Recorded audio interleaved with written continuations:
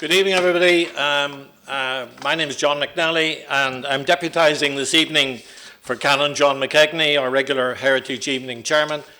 We are recording this evening. I know we're not live streaming it, and it will go out in about a couple of weeks. So I'd just like to send a message to John to say we're thinking about him, and we look forward to seeing him back with us again when we start the next season in October. You're all most welcome, and we thank you for your attendance and support over the winter months.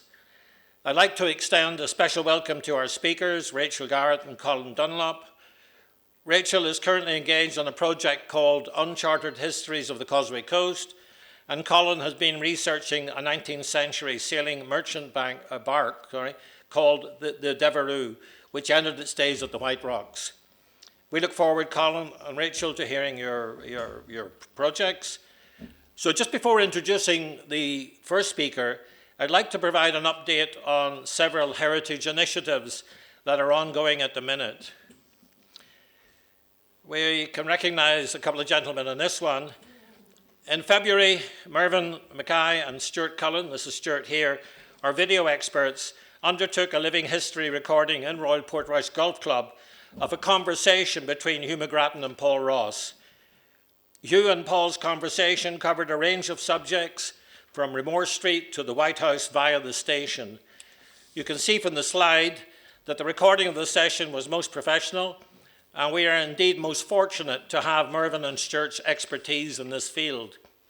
We propose to include some photographs in the 90 minutes of video and distribute it later in the year as a series of subject-specific videos, so they'll be shorter than, maybe 5-10 minutes each. So our thanks, of course, go to Hugh, who's here tonight, and Paul, for such an interesting conversation, because I've had the privilege to be there when they were doing it and to look at it since the recording. So thank you, Hugh.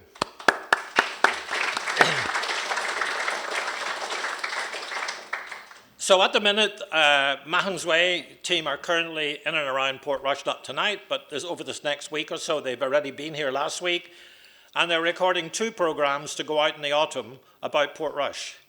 So at the minute, naturally, Hugh, you're next Tuesday. John Murrah is next Tuesday as well. Dr. Peter Wilson at the back has already done his bit. Maurice McAleese and myself are at the golf club on Friday. Kit, you've done your piece. How'd it go? Very well. Thank you. I'm sure it did. Great. Kate did a piece. Aaron Callan did a piece as well. So I think that is everybody, but if I forgot someone, I apologise. Also, at the minute, you'll all be aware in Kerr Street, there's a lot of work going on in the harbour. And we have been actively involved and have been consulted by Department for Communities about some heritage content in the scheme. You'll have noticed at the bridge, if you've been down that way, there's a big circle, excuse me, and that's for a compass that has to go into that area. Then also, there'll be an additional, we've got the salmon at the salmon fisheries, we've got the seagull at the top of the Kerr Street steps, and we're going to have dolphins down somewhere just in front of the toilet block, just overlooking the beach. So that'll be a big arch area for an opportunity for photo shoots. We have working, and by we I mean Keith, John, Jim and myself have been working with DFC in terms of creating 2 new information signs, and these have got approval today. So they will be sent away and installed. One will be on the north side, and another one on the south side of the lifeboat house. So they are going up, so we've been able to make a little contribution to that. Next one. You've seen this before, and at the present time, John Murrah and myself are working with the Royal Portrush Golf Club on the extension of this golf course right in across the Bushmills Road and for the remainder of the course. So this is already completed, and the picture is hanging in Royal Portrush Golf Club, and there will be another picture produced of the golf course for its completion. This is 1919 now, golf course, so as it was at that time. Okay. Well, we have decided to pass the baton of Pirates of Portrush to the Yacht Club, who are running a small event on the 18th of June this year. We have agreed to initially loan our collection of pirate props, costumes and a pirate ship to help them get the event going. And if after 3 years they're up and running with a sizable event, we will permanently transfer the aforementioned items to the Portrush Yacht Club. So we'd like to see that event carrying on. Okay. Swell 2023, you've probably seen the last 2 years of it. Gemma Reid is the star on that. We are supporting Gemma in this year's festival, which runs from the 29th September to the 8th of October. I'd like to congratulate Gemma for her vision and dedication starting this new event, and we would like to support her in the work. So to that end, we've applied and secured £3,000 of funding through the Council's Festival Fund, and generously Portrush Community Enterprises have agreed to match that. So we have a budget of £6,000 secured for that festival at September, October, later on in the year. Our contribution directly into it will be, again, the exhibition in the White House windows and also the publication of another issue of our Discover Portrush magazine. That's all included in that funding. Okay, next one. As mentioned, this is the last in the current series of the Heritage Evenings. Like a lot of organisations, returning to pre-COVID activities felt strange, but necessary, as we would like to thank our members for their support. It means so much to us to see so many of you here tonight because your presence energises us and that drives us on to do more. So thank you for coming along. The next programme, we would welcome your views on it. You know, we'll be, whether it's singers, storytellers, talks, whatever speakers, our two-speaker format and everything else, of course, we'd like to continue with that. So if you have any ideas on that, please email me and your suggestions will be most welcome. Next slide. He's here tonight and you've seen the videos. If you've gone to look at Kenneth's videos, I love the one, Kenneth, where you were doing your jumping around. That was, where is Kenneth? He's there somewhere. He's down the back, yes. That was definitely Back to the Future stuff, was it, or forward? It was quite difficult. It was very good. And I mean, this is tremendous what you're doing. So, I mean, I particularly love this early morning. What time in the morning was this, Kenneth? That was just after 6:30. After what, sir? 6:30 in the morning. 6:30. What a beautiful photograph. It's absolutely gorgeous. Thank you, Kenneth. Please keep it going. We appreciate what you're doing there. Okay.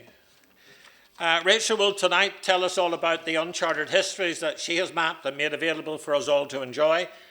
And I would like to remind everyone that our Discover Portrush Heritage Trail app is available. Again, go on to Discover Portrush in the app library.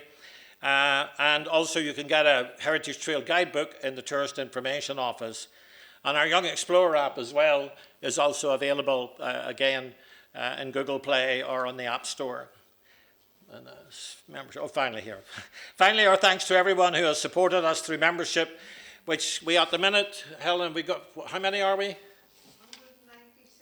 196 members. Wow, that 200 number is nearly there.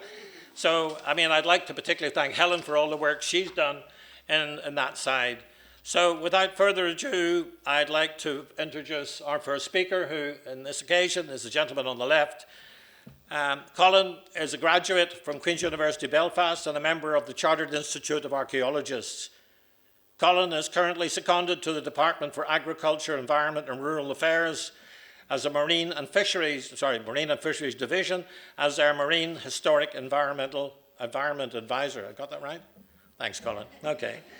Colin's talk will be about a 19th century sailed merchant bark called the Devereux, which was shipwrecked at the White Rocks. Colin, it's yours.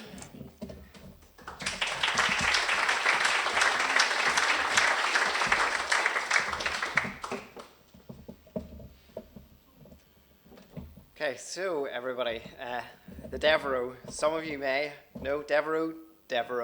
We don't know, it's been spelt a couple of different ways, and we have no one who can say exactly how it was pronounced.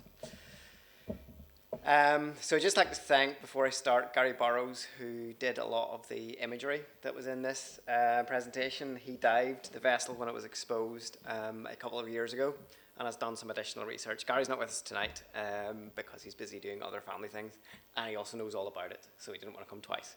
So let's go to the next slide there. So just thought I'd quickly throw this up here. These are all of the known helicopter, airplane, and shipwrecks along the north coast. I have highlighted the ones which are most significant, So we have, obviously, as you would be aware, quite a lot of World War One and World War Two vessels which have sank. So there are a series of submarines which were sunk further out. There has been a lot of sinkings around Rathlin. And the Devereux itself is, you can see just off White Rocks at Portrush. There are several other boats which have sunk around here. The oldest one close to here is the Girona, which I'm sure everybody is aware of. So, the Devereux shipwreck, its top timbers are regularly exposed and have been since it sank. The image you see in the top right was from about 5 or 6 years ago, but that's something which regularly appears on the beach and disappears over storms over the winter. However, 2 years ago, there was a very large storm surge, which in fact there was 2 storm surges which occurred along the coast.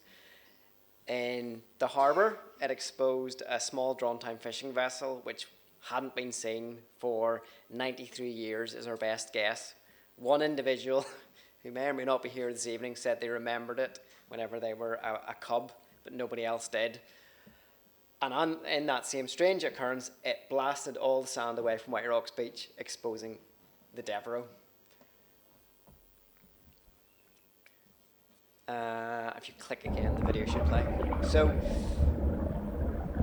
when it was known that it was exposed, several divers from our division went to inspect the vessel and to get measurements of what was there and to take videos. So, I'll just let this run through to show you. So this is from bow to stern. So you can see how much is surviving. You're looking at probably about 5 feet, 6 feet maybe. 2 meters in new money. The vessel itself is recorded of having a 20 feet of hold, so that tells you how much more there was before it sank. Nothing has been taken off this by, as far as we're aware, nobody salvaged the wood off this, so what you have is what has just been left from the years of general wear and tear from storms, and as the timbers were exposed above the water, just rot set in and those are gone. So it was only this section which was buried under the sand and is mostly buried under the sand that still survives.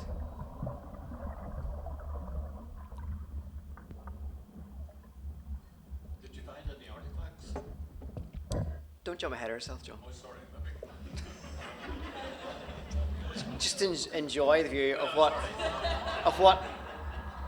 I mean, when I saw this video, because I wasn't out on this dive, it amazed me. It looks to me like the waters off Rhodes. It was crystal clear, it was bright blue, and the visibility, it doesn't even show the visibility the guys were saying was 20-30 meters. So, it's not something that happens very often. So just very quickly there, so it is a 3-masted merchant bark. It was constructed in 1832. It weighed 425 tons, which was very large at the time for a vessel. It transported goods and people and other cargo between Canada and the British Isles and occasionally to other parts of Europe. At the time of its demise, on the 5th of September 1864, it was owned by Charles Bigg, Esquire of London, and captained by James Terry. So, next slide there. Another couple of images there just to show the boats. So that's one just looking straight down and then on the side. So you can see where the sand has covered it, how well that preserves these wrecks. And you can imagine how many more are buried and have constantly been buried and are not known about that are just along the north coast. It's been a major shipping route for at least 400 years. And there is a lot of records of vessels that have gone down off the north coast, and that's as much as we know, went missing off the north coast. So there could be many of these. So you were talking about what we found inside it. So within the bowels of the boat in the basin of the what would have been the hold, there wasn't very much. When it sank, it was carrying timber, and the timber was all salvaged and taken away to be sold. However, at the very bottom, we found pieces of what were from the mast. So there's some ballast lying in the bottom of the boat, but not a lot, because it was carrying approximately 600 tons of wood. So it wouldn't need much ballast, or it would have just gone straight to the bottom. There was an anchor chain which ran straight out into the water, two in fact, and the record shows it was carrying 2 anchors, which wasn't enough to hold it fast when it started drifting and sinking. But the chains are going out into the sea. We can only assume that the anchors are still there, at least one of them anyway. We found this ring, this figure of 8 ring, which didn't really know what it was, but it is a tie which holds the top of the mast to another section of the mast to make sure it stays upright. So it's near the very, very top of the mast. Those who are more aware of what, sailing ships look like, I think something similar is still used today. So just as a point in terms of ballast, it always came back from Quebec fully loaded.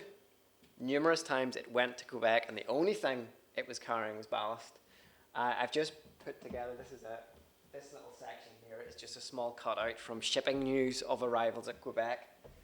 And the Devereux was here. This is the 7th of April, 1850, so this was the time it was doing timber.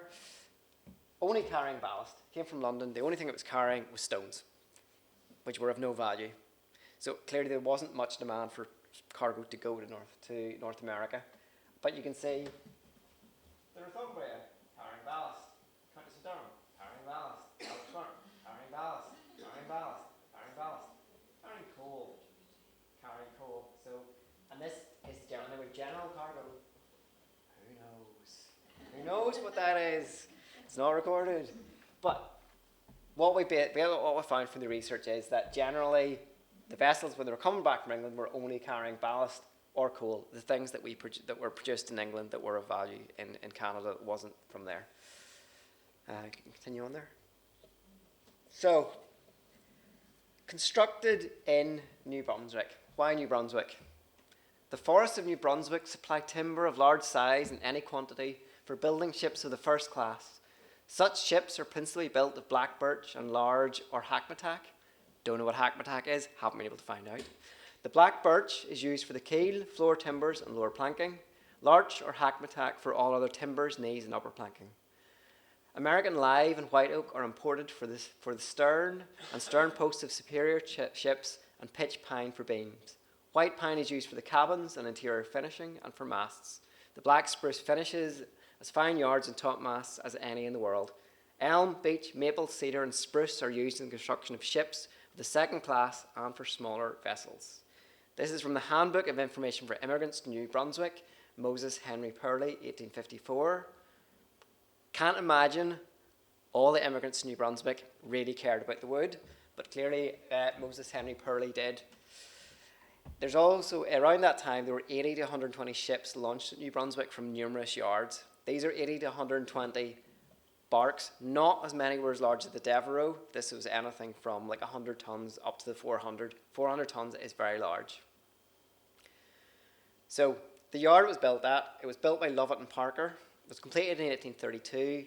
They were apprentices of Robert Ellis, who came to Brunswick in 1800 and established a shipyard in Tynemouth Creek. Interestingly, Mr. Lovett and Mr. Parker married Miss Robert Ellis's daughters. So, yes, it was very tight. And then they took over his business as soon as Mr. Ellis decided to retire and go back to England. The Parker family continued to build ships right through to 1887. So, a bark. What is a bark? A bark has to have, well, this is from the 19th century definition of it, and for clarity, there is a British definition of it, and then other parts of the world have different definitions of it, but I'm just going with what the British in the 19th century defined a bark in terms of if you see anything in trade papers. It has 3 masts, of which the mizzen mast is always fore and aft rigged, which are the triangular sails set parallel to the axis of the ship. And the main masts are square rigged, rectangular sails set at right angles to the axis. The most famous bark is the Endeavour, which was built in the sort of middle 18th century. So it's an old technology. And it continued to be in use really until the proper age of steam kicked in. It was very popular because, regardless of the size, it only needed a small crew. As far as I can see, the Devereux appears to have had a crew of around 14, including the captain. And given its 14 crew basically manning a 400-ton vessel, which was carrying up to 700 tons of cargo. So it's quite remarkable it needed such a small crew. So this is the registry of the Devereux, the Certificate of British Registry. Hard to read, and there's a couple of little bits that I can't quite read on it. Not sure why at the very bottom it's transferred to Liverpool. Can't make out what it says. But anyway, registered 1832. Owners William and Samuel Stokes, trading as the firm of William Stokes. They were merchants.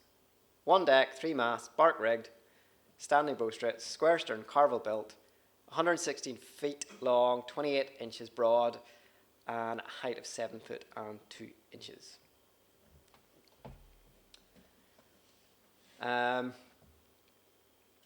So the height is the height above the waterline. So you can see the draft when loaded is 18 feet.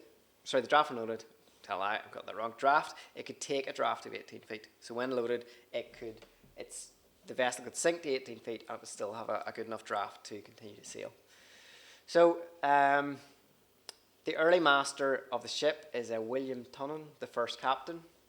And in the first record of it in Lloyd's Register, which is the main register of vessels for the whole of, it didn't just have British vessels, it had every vessel. It was considered to be a first-class ship with second-quality material.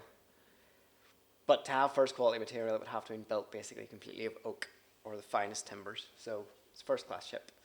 It belonged to Liverpool, and its destination on this particular register was Savannah in Georgia, which is another major port. So the Lloyd's Register is meant to register every single vessel that comes in and out of any British dependency. At the time, any part of the Commonwealth or part of the Empire. But by doing this, I've discovered that's not true. Because the Devereux makes fleeting appearances, even though we have many records of it existing. So at the very start, we have the captain is now changed to Captain Longmire. Ship is the Devereux, 426 tons, belonging to Liverpool. So between 34 and 38, it appears in the register, and then it disappears off the register before reappearing in 1945 when it's re-registered in Canada. And so in 1945, the Devereux is now got David Patton as the captain, and again, same details. The only difference is this record has the depth in the hold. I don't know, the depth before was above the waterline, so we've got 116 feet 8 inches, 28 feet 4 inches, and 21 feet of hold, which is very substantial. There are no multiple floors in this, and it had a bust head, but unfortunately, whatever it says the bust head was, I don't know. So whatever was sticking out the front of the boat, it does not survive, and we don't know what it is. It could have been anything. I'm sure it was probably a lady's head. Could have been a dragon, but probably not. So the Devereux was then re-registered to London, where it appears in the appropriation books, which essentially, as what I've previously mentioned, the problem with the Lloyd's Register was it wasn't being constantly updated. In 1854, the government went, we can't have ships going in and out which aren't registered. Not because we care about ships going out that aren't registered in terms of the ships, but if we don't know they're coming in and out, we can't tax them. So we need to have them on a book so we can say, you own that ship and you need to pay your taxes. So in 1854, this starts, and then the next year, the Devereux sails into London, and they go, you're not on the books, let's get you on the books. And this is when it is added to the books. Again, no change, the tonnage is 425. So a track through the captains of the Devereux shows that it changed quite over the years. If anyone is really interested, I've included the link to where I found all of this. There's a Canadian website which has papers digitized online which contain merchant shipping news for every year from the early 19th century all the way through. I could have spent weeks doing this, which I obviously don't have time to do in between my day job, but I was able to trawl through various years. So you can see that the captain changes over the years. So we have William Lunnon or Tunnon. He's two different names on it. Then Longmire, who may have been the owner. I'm not sure. Someone called B.R. Jones. Then we have Exdale, who runs through to 1842 when Barton becomes the master. 1846, it talks about Lee, but Thomas Conrad Lee is a shipbuilder in Quebec, so it's more likely that he bought the ship. Then we have Lumsden, who's the captain until 1856. Somebody called Bullen for a year, then Fernie, and then we have Terry. So William Henry Terry is the first captain, and then he's replaced by James Terry. I have tried to find out if these two gentlemen are related. I cannot find any information to say so. It seems a bit of a fluke chance that Terrys, of which there are only 3 registered as captains, would have replaced each other if they weren't related to each other, but I can't be sure. So, while my initial thought was that the Devereux always carried wood, this isn't actually true. In its early years, it carried passengers. It carried passengers going from Quebec for the most point back to Liverpool. So I think everyone has an impression that 9th century everybody went to the New World. This is clearly not the case because this is not a luxury ship. This is a bark with a hold. It is not designed to carry passengers. It does not have cabins. It doesn't have first class, second class. It is literally a floor where these people could have slept. But from 1834 to 1842, the only record I can see is that it's carrying passengers, or in this case, general cargo and passengers. Like I say, if people have the time, they could look through every single manifest of every journey to have more detail on the Devereux. In 1844, this changes to some passengers, a few cabin passengers, which means that there's probably been a refit, and whatever minor luxuries were in place for the trip across are gone, so therefore it's carrying something else. So you say in 1837 it's carrying salt back, so even though there's passengers coming across, salt is going back, which means that, again, it's a single floor because they wouldn't have been piling salt into small cabins. 1849 is the first record I could find of it carrying timber, and it is carrying 620 tons of raw timber. 620 tons on a ship that's 425 tons weight already. 3,000 deals, which are cut timbers. So basically, it's like a 8x2 plank, or an 8x1 plank. And pipe staves, which is what they were bringing back to make barrels with. That's what pipe staves are. So I'm guessing that you're looking at 700 tons of timber. So the weight it was bringing backwards and forwards is unbelievable. So just 2 examples of it carrying timber. But it wasn't all plain sailing. There are a few interesting little snippets throughout the Quebec papers. So in 1861, this is the police court. And to be honest, I would highly recommend looking at some of these papers because they're fascinating, the stories that made the news. They were worldwide pieces of news. Stuff about ships, but there's also, in one of them, there was something that just made me laugh, which was about a woman in her 40s who married a 17-year-old, and it was a shock. It was a shock, but it was like a full piece like this long about it for somebody in Quebec who was like, and it was her 3rd husband, and he was only 17. He was older than the children. It was like a cause celeb at the time. But anyway, 1861, Captain William Henry Terry, not James Terry, put in a complaint to the police because 2 seamen, Patrick Devereux and Joseph Harbison, absconded from the Devereux from their contract with the ship. This is not press ganging. This is not the Merchant Navy or any other kind of vessel. They had signed on to take the ship backwards and forwards. They'd signed a contract for anything between 1 and 5 years, and they decided this wasn't good. We're going to go for the New World. So they absconded with their clothing. Clearly didn't go very far, and then were captured. They pleaded guilty. One pleaded guilty, one was convicted without pleading guilty, but yet both were sentenced to 1 week's imprisonment. So no leniency for pleading guilty back then. Doesn't matter if you said you done it, you're still going down for the same time. So yeah, so clearly it wasn't quite that enjoyable on the Devereux at all times. So, this sinking. So this is an amazing photograph by Geoffrey Bevington, who took the photograph at the time of its sinking in 1865. This is the Devereux on the rocks outside White Rocks Bay. So eventually it drifts further in after it comes off the rocks. But you can clearly see the three masts. By this stage, there's no crew on board. This is just where it's finally ended up. It is still loaded with timber. The sea does appear stormy, but obviously you guys all from up here know that that's not stormy for Portrush. That's the storm abating. That's it starting to calm down again. So it was a major news story covered in both local, national and international papers.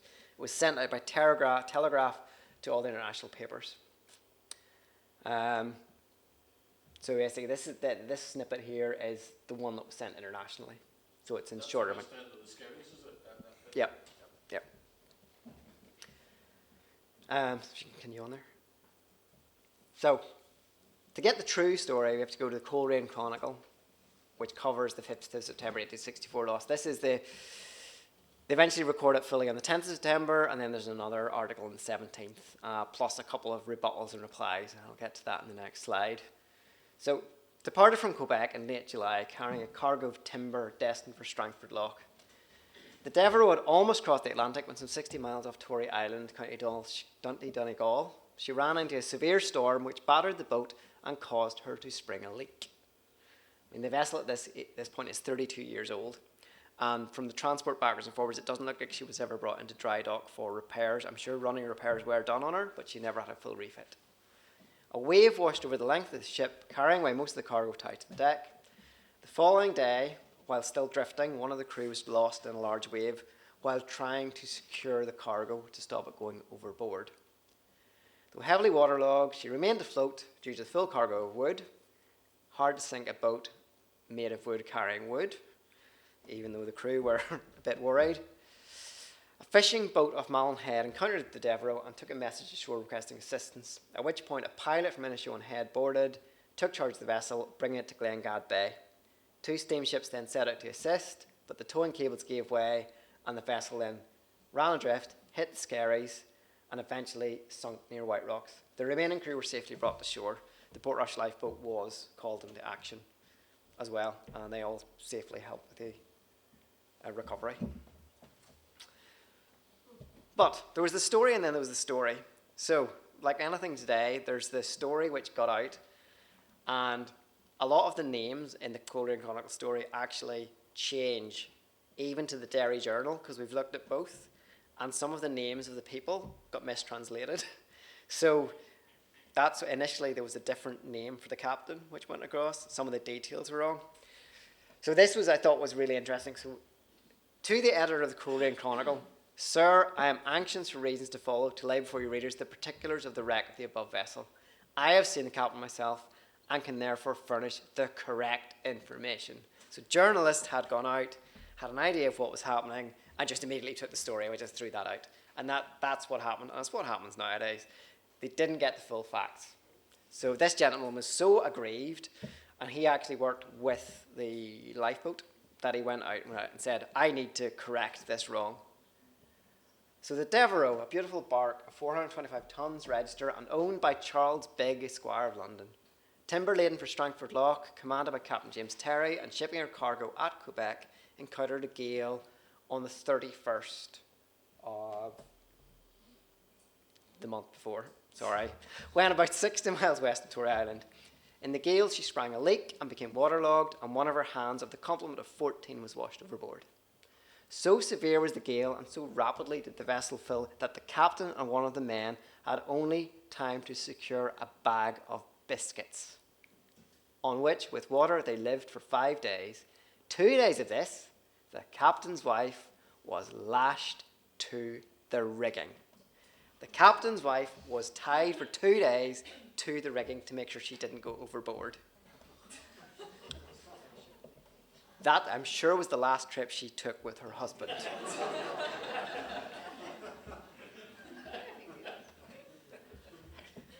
When the gale somewhat abated, the captain paid a fisherman £6 sterling, which is a large amount of money. A large amount of money. Some of that would have had to have gone on paying for the telegraph. To Derry for a steam tug. The Lion caught him opposite the Tun Banks and made 3 unsuccessful attempts to save ship and cargo. She broke the strongest hawsers on board the Devereux. One was about 6 inches thick, and at length gave up hope of being able to save the ship. Parted from her and proceeded to Derry, taking off all hands safely. And at that point, the Devereux started drifting. So that is the actual first-hand account of what happened to the Devereux before it sank. So only a few days later, the owner decided to auction off everything on it, believing that the bark was unrecoverable. The auction actually makes note that the bark itself could be sold. On the grounds that it's still there, nobody wanted it.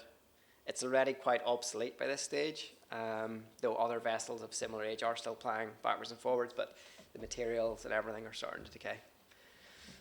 So, from the note from the Morning Chronicle and Commercial and Shipping Gazette of Quebec of its leaving, she was carrying 130 tons of red pine, 40 tons of elm, 400 tons of white pine, 200 standard deal ends, those are short boards, and 1,000 pipe staves. She left on the 14th of July and got in trouble on the 31st of August. So you're looking at 49 days to cross the Atlantic. Another day and she would have made Strangford. At the auction, it doesn't really look like a lot of material was lost other than the pipe staves. Or nothing was much lost and he was hiding his large, more expensive timber deals under the pipe staves because he's recorded of only bringing 270 across, but there's 2,100 to be auctioned, which is quite a substantial amount of sawn timbers to suddenly magically appear.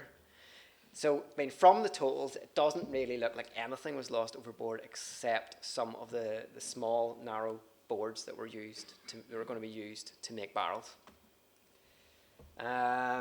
We don't have the record of what happened after the auction. One can only assume it was all sold because there would have been nothing wrong with it, really. It was salvaged pretty quickly. So, Captain James Terry. Of all the captains that were mentioned there, this is the only one I could track the certificate of his registration, which is quite lucky because it's the only one we really need. He was born in 1807 in Whitby, so he was already of an age when he was captain in the Devereux. He became a captain in 1852 and he takes over the Devereux by at least the 31st of July 1862, which is when this notice comes out. He clearly has decided to crack the whip. This is in the Commercial Gazette. Another one appears a little later as well, a few months down the line, which says, the undersigned, large back notice, the undersigned will not be responsible for any debts contracted by the crew of the bark Devereux without a written order signed by himself. James Terry, Master. So clearly some of his crew at the time were going into Quebec and purchasing items and then saying, bill the Devereux. I don't think it's, debts presumably means it could potentially be gambling debts. I mean, you've just spent 6 weeks on board a boat, you're off the boat for maybe 3 days, a week while it gets reloaded. Of course you're going out and party. But anyway, said this notice appears 2 or 3 times every time the Devereux docks in Quebec. So clearly it was worth his while. So thank you very much for listening. I am just going to leave these links here. So if anyone here is truly interested in doing more research in the Devereux, I would be most happy to help with the research. And if John can send these links out to the notice or basically your mailing list. So the first one there is the Quebec newspapers. So these are all digitized online. Lloyd's themselves have a newspaper which was released more regularly, but unfortunately it's never been digitized. So you would have to take a trip to London and physically go through microfilm of all of these. They are more detailed and more accurate, but yeah, I asked my boss and he was like, not a chance. There is a link here which is really, really useful for many different researches into any ship. So if there's other ships you are interested in that have gone down, or just generally if you're interested in any vessels, the maritimearchives.co.uk has links to multiple sources, including the Lloyd's Register, which have been digitised for most of the 19th century. The link on one of the links on this is the CLIP database, where you can actually search for crew. It's good after the 1850s, before that not so much. So if anyone has a relative they'd like to maybe track who was either on a vessel or serving on a vessel, that's very good. My contact details are there. So thank you very much. And if anyone has any questions, I'm happy to take a few questions.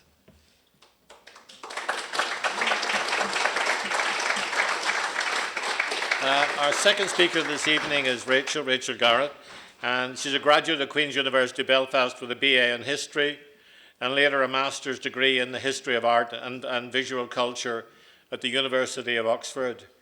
Rachael is a project officer with the Causeway Coast and Glens Heritage Trust, and her talk will be about her ongoing project to map and share untold histories of the Causeway area. Rachael will explore the new Uncharted Histories digital heritage map and some of the fascinating stories that she's gathered. Rachael, thank you.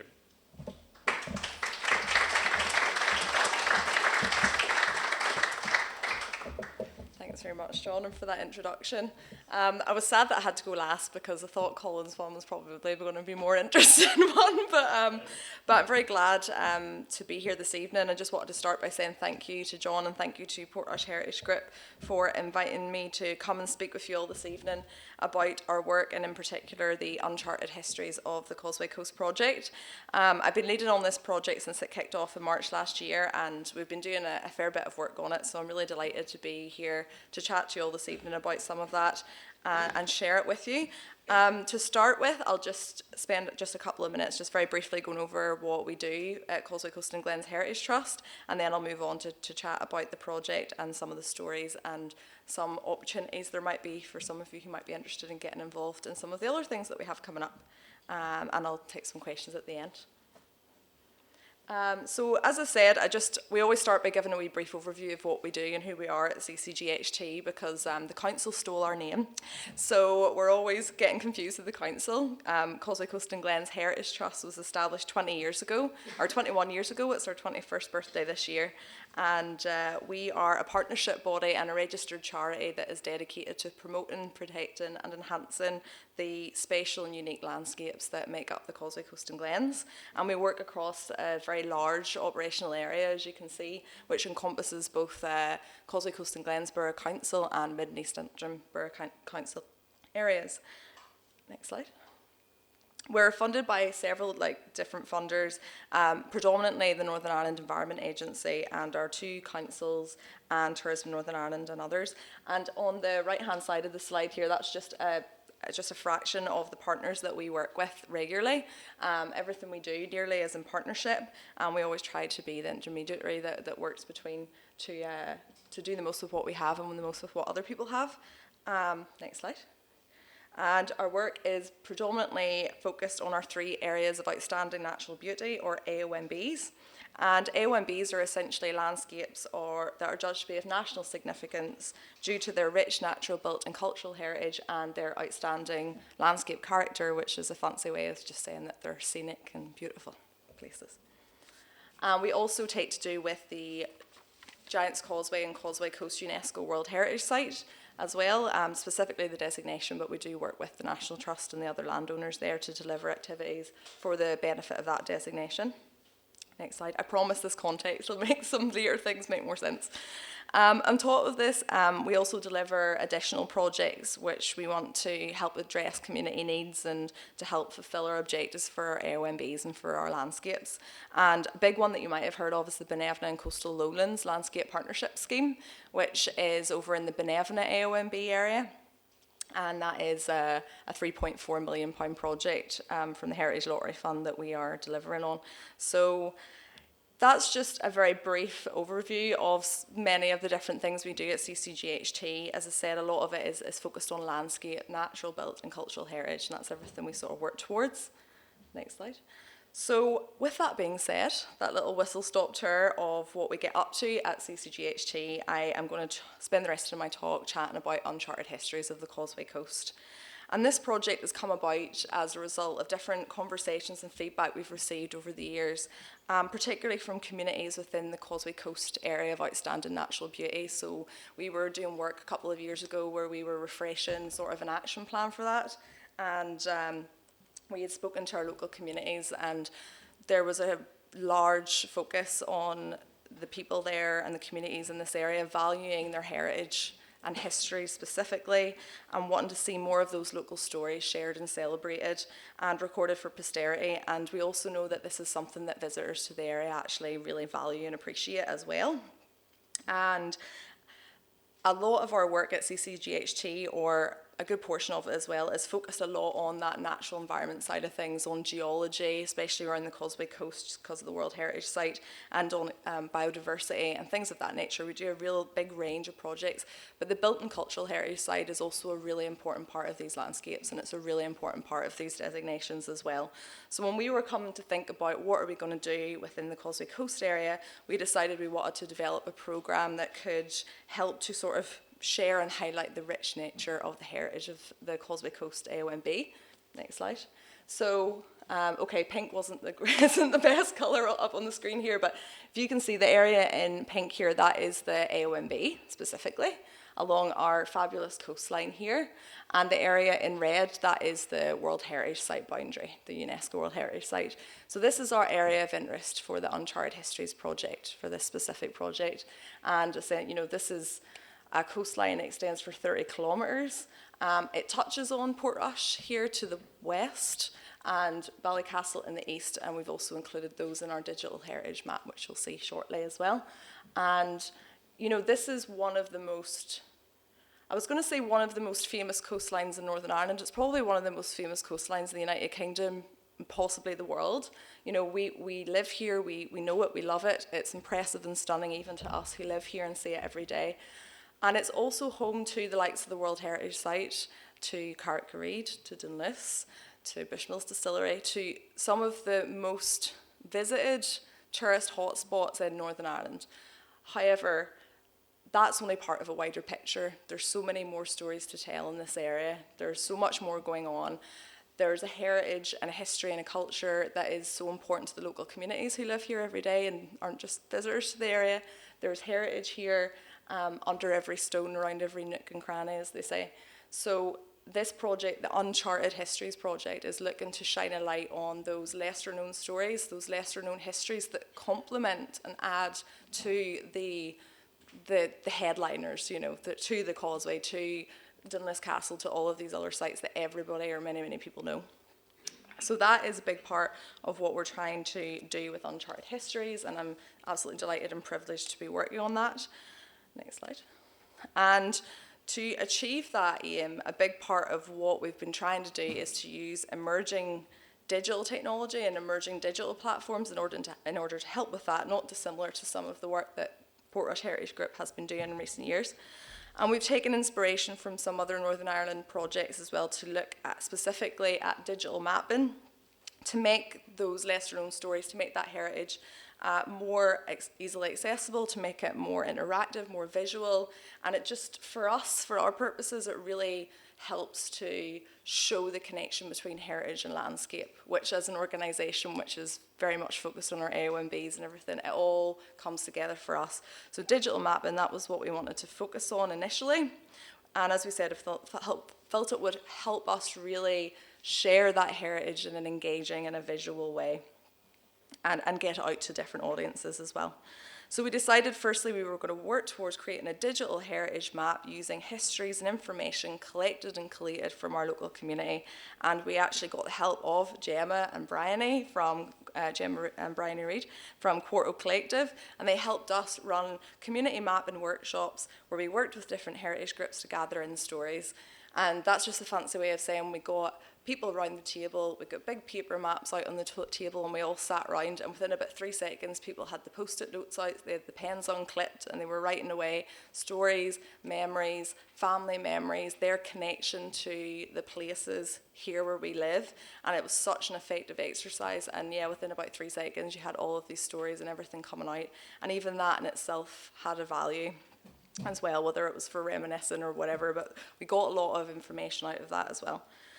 And then, as well as that, and in addition to that, we engaged with local heritage groups like yourselves, like Portrush Heritage Group, like Ballintoy Archaeological and Historical Society, Causeway Community Association as well really helped us. So we went out and we tried to engage with the groups in the area.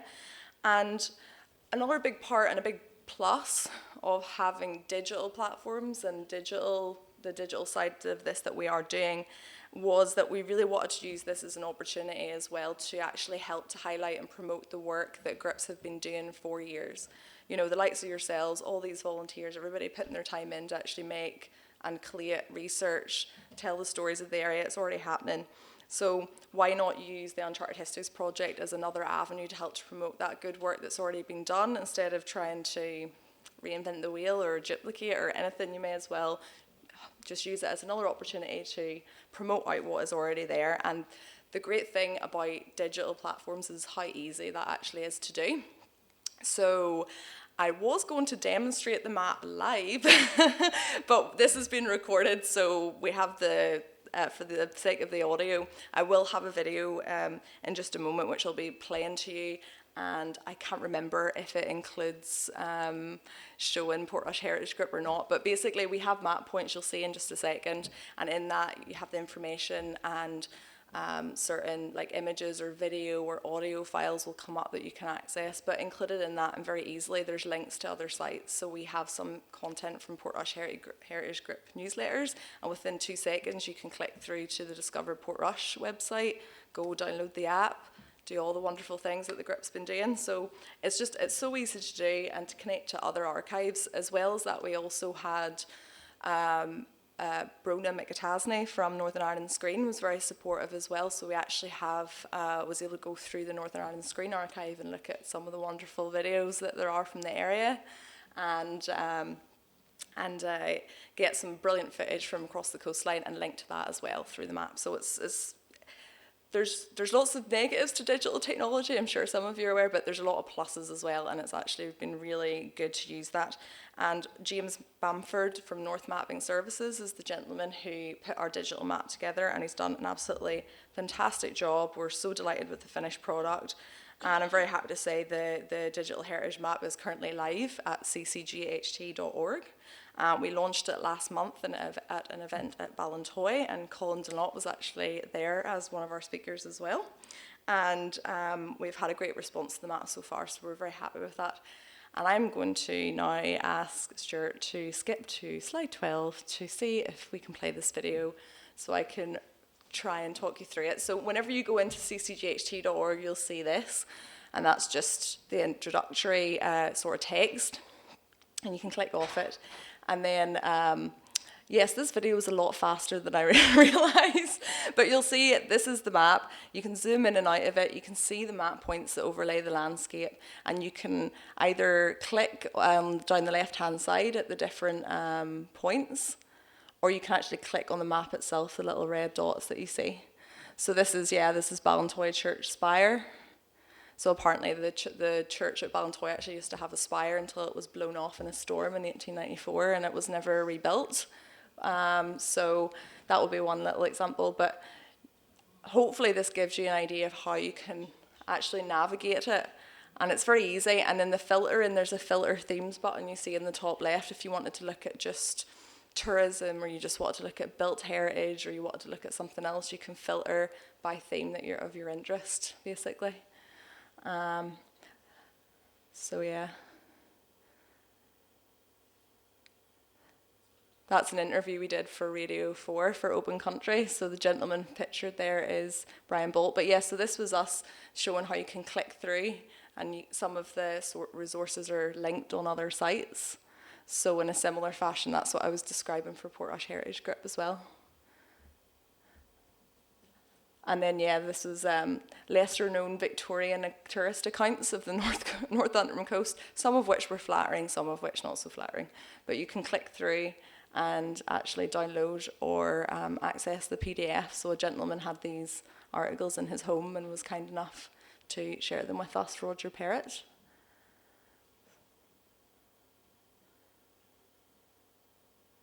So then you can get the full document. So there's audio files, there is video. Another very popular video, I can't remember if it's in this, because I just recorded myself trying to demonstrate the map in case the internet didn't work. This is Long Gilbert Quarry here. So that would be an example. You can see here that's taken from an article from Portrush Heritage Group, and you can see at the bottom that it's saying to go and click on discoverportrush.com and you can click on the link and actually download the article as well, the newsletter. And it's very, very easy to do. So that's, again, real plus when it comes to having the digital side of things as well. Wonder if that's probably it. And the other thing is, you'll notice there's a lot of place names. A lot of those place names were actually gathered through a project that CCGHT had done in the Causeway area in 2013, which is probably the last sort of larger heritage project that our organisation has done in this area. So those map files were just sitting there unused, so we were able to use this project to actually get that information out as well, so you can see all the place names of the area. Wonder if this is me trying to demonstrate a video. Yeah, so the building Bendu House, that's from the Northern Ireland Screen Archive, so you can see they've allowed us to play an connect to their More pipe film. dreams, and who hasn't had them? And one of the pipe dreams that every man has is that really he's a bit of a handyman. And if you gave him a cartload of bricks and a trowel, just an example to show how it works. So you can go on at your leisure. I'm really hopeful that some of you will find some different sites of interest that or might have sites of use as well. Grand. That was almost perfect time. I almost judged whenever the video was over. But this is just a wee screenshot I took as well. Again, it's just for ease of use. If I was able to demonstrate it live, I would have clicked on that. But that's just to show we have a little point as well, just to talk about Portrush Heritage Group and the good work that you guys have been doing. And that's what we want to do. And we hope in the future as well to add to this. We don't want it to be a static resource. We want to add more points and we want to add more information. And James, the gentleman who put this wonderful map together for us, he's very supportive, and he's going to be working with me again over the next year to try and keep adding more information to it, and then maybe hopefully in the years to come as well. Next slide. So I just wanted to just finish off before I finish off, I just wanted to talk about a couple of the wee sort of stories that were more Portrush related. We have, this is a photograph that was submitted by a gentleman, Norman Parks. So he sent me a few photos, and I always like to use this example even when I'm presenting elsewhere as well, because it speaks a lot to me and reminds me of a few very similar conversations I've had when I've been doing this project so far. So a lot of the times you will get when you're talking to people and trying to encourage them or ask them do they have any histories for a project like this, and they'll say, oh, not really, I've got a few family photographs, just nothing of any importance. And you sort of go, okay, well, do you want to tell me about that, or what is it that you have? And people are so humble, and they're so reserved, or they just think, oh, that's just my family history, like nobody else is going to care about that. But actually, a lot of the time, it has wider significance, or it ties into the wider story of the area. So this photograph, the gentleman, if you can just about see sitting, there's a gentleman and he's got a lady on his left and he's sitting down. That's the man there is William Mann, and he was Portrush Harbour Master from, I believe, about 1860 to about 1900, and that gentleman is Norman Park's great-grandfather. So this was just one of his family photographs that he submitted, and they're there to celebrate the launching of a boat. Now, I saw that there's the word Caravogue on the end of it, and I don't know very much about sailing or boats, but I believe Caravogue is the type of boat. It wouldn't be the name of the boat. I'm more than happy for any of you to correct me on that. But there's a boat being launched. I'm not 100% sure what the name is. And this is, from the garb and stuff, I don't think Norman was sure exactly when, but it might be late 19th century, I'm going to guess, from the dress. And I love this photo. It speaks to the harbour here, which is such an important part of the town. It speaks to the maritime tradition that we have here. And as well, Colin actually touched upon it before too. For some reason, every time I see this photo, I always think about the Drontheim that was uncovered in the storm a couple of years ago. I believe it was really close to where this photograph might have actually been taken. So I often think, I'm like, was that boat in the harbour when this photograph was taken, or are they standing on it?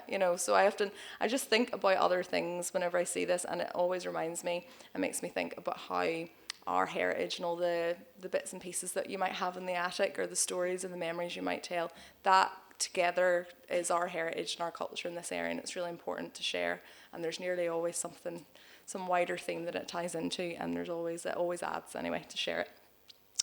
And I think if we're going back, I'm going to go back there. Thank you. So I'm just going to actually finish off by basically just talking about some of the other exciting things that we have planned. So we have our digital heritage map. It's up and running. We're still welcoming anybody who wants to come and talk to us about adding stuff to it, and we do want to do that, but we do have a few other things on the go as well. So very excitingly, we have planned for the autumn an Uncharted Histories exhibition at Ballymoney Museum, which we are working in partnership with Causeway, Coast and Glens Museum Services on that. And we're very excited about this. It's going to be the largest exhibition that CCGHT have ever done, and it will be in the main gallery space at Ballymoney Museum, so it will be quite large. We're going to have plenty of space for interpretation. I'm busy trying to write exhibition panels as we speak, but we will have space for quite a few, cases. We'll be able to get, quite a few objects out on display. Now, I could fill those cases with museum collection items that hardly ever see the light of day. However, what I would love to do is for members of the community like yourself to give us items that you might want to see highlighted in a museum space, photographs, information, anything, and I would be happy to discuss including it in the exhibition and tying it into our wider themes of our heritage. So if any of you are interested and it's something you might be interested in, please, you can talk to me tonight, you can give me a shout. Next slide, sure, sorry. I have a little folder with me, I still have it here, and I printed out a few copies of this slide, and I'm going to leave on the table over there as well a sheet where you can leave your email address and you can get updated on what we have going on and the exhibition and any of events that we'll have alongside it. Or as I said, you can take my details, give me a call, give me an email, and I would love to have a chat with you about the project. So that is me. Thank you very much again, and again, I will do my best to answer any questions for you.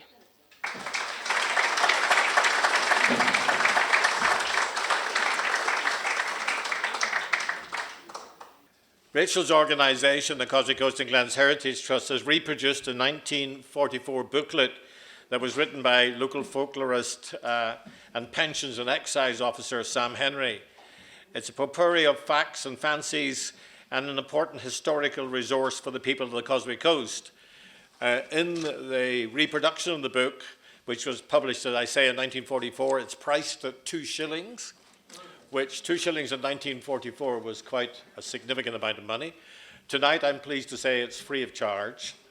So there's one, as they say, for everybody in the audience. So please remember to take one on your way out. You're more than welcome. It's very interesting. It's reproduced in the style in which it was originally printed. It's rather interesting and certainly worth a read when you've got a minute or two.